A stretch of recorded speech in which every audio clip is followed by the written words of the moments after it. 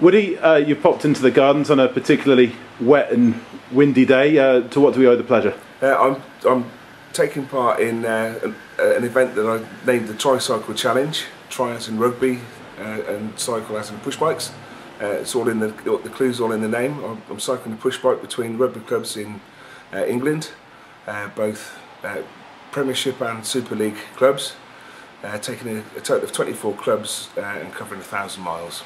And finishing at Twickenham, is that right? We're finishing at Twickenham on the 28th of April for the Army and Navy game. Why? Well, I'm a serving member of the Armed Forces. Actually, the ride's dedicated to a few colleagues of mine that I lost when I was in Afghanistan, and it's dedicated to those two chaps. How did you come up with the idea? Well, I've been a rugby fan for many years. I thought I needed to do something.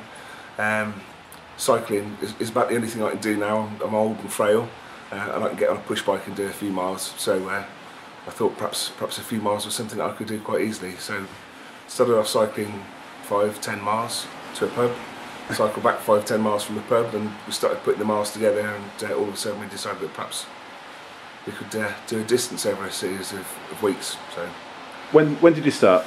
Started on the 8th of April in Newcastle. Yep.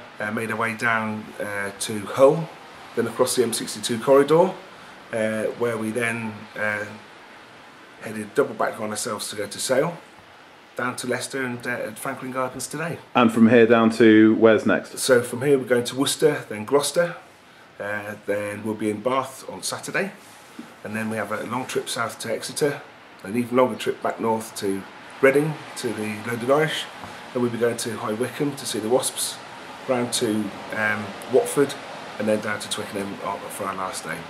What's been the highlight so far?